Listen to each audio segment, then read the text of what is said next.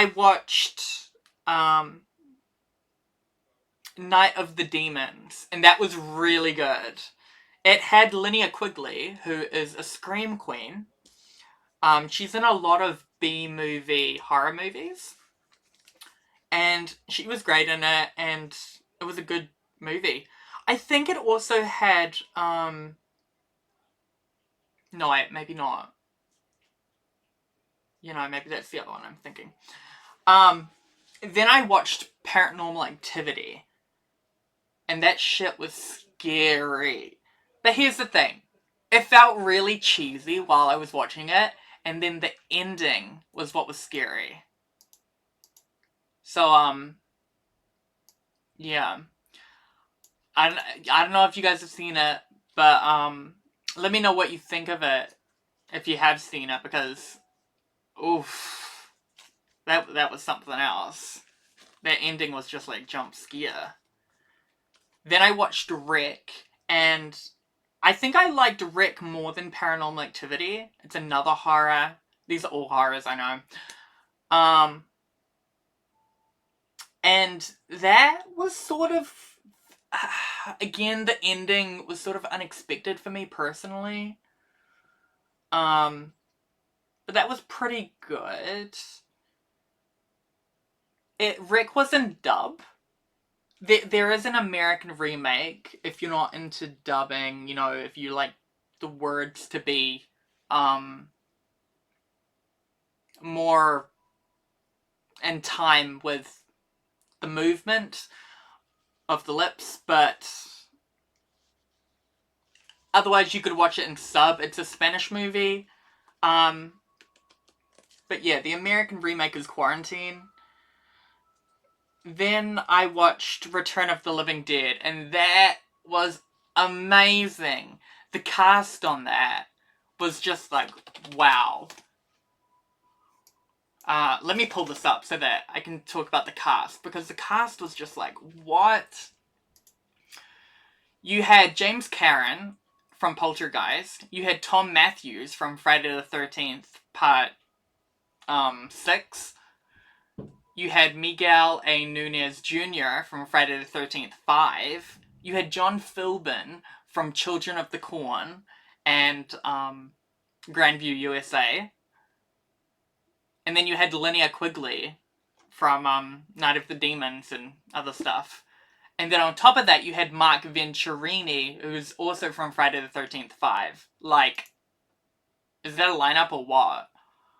Like, I know they're not, like, as big names as something like Tom Cruise or Brad Pitt, but, like, yeah.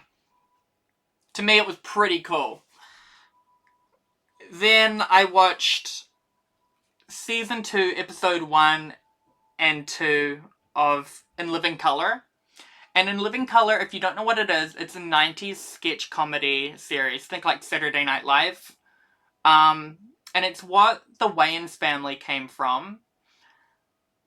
And Jim Carrey, although he was in 80s teen movies before that, that was when he was sort of becoming popular. Like In Living Color, I think really jump-started his career, in my opinion.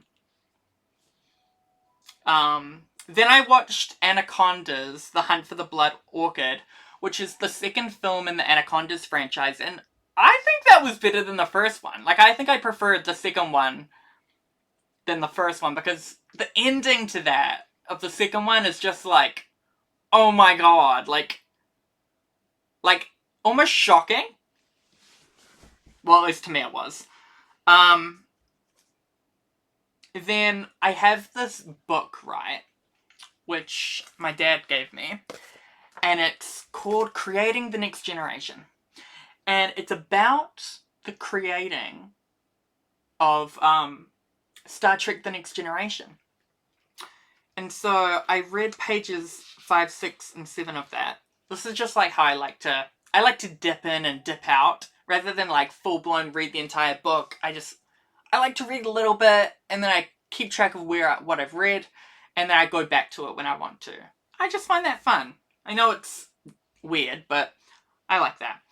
And that was quite interesting.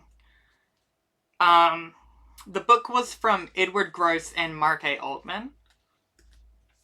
And yeah, I'm liking that. Then I watched Hatchet 2, and Hatchet 2 was pretty good.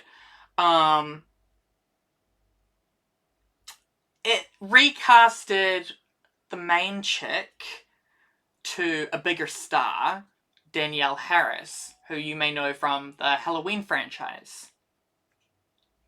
She's also a Scream queen, Danielle Harris is. And Hatchet 2, as well as the first Hatchet, had Kane Hodder, who plays Jason Voorhees, not in all of the installments, but in a few of them. And also Tony Todd, who plays Candyman. And so they were all in Hatchet 2. And so that was cool. Then I watched Return of the Living Dead 2. And that was good. It didn't have as many stars as the first one. It did have Tom Matthews returning, which was nice. We love Tom Matthews. And let me just double check the franchise. Return of the Living Dead 2. Because I think there was somebody else in there. Oh, James Karen returned. Oh! It had Dana Ashbrook, who plays Bobby from Twin Peaks. That was really exciting to see, because I really like Twin Peaks. And I haven't seen Bobby in anything else, so that was really cool seeing him in that. And so, that was Return of the Living Dead 2. It did feel more comedic than the first one, but it was still good. The music is great in both the first one and the second one.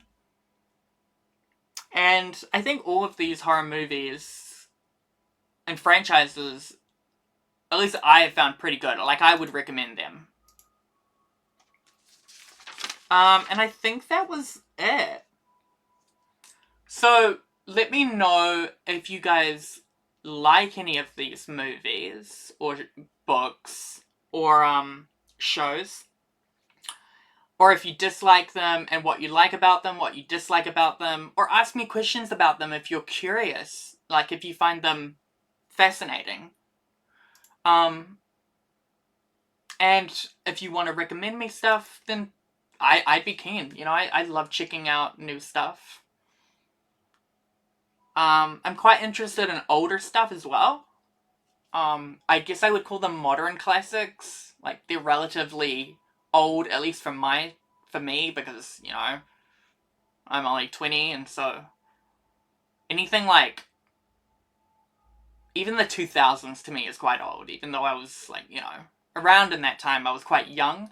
So anything, like, in the 2000s and earlier, I find really old. I know, you know, people older than me are gonna feel like that's not old, but for me it is.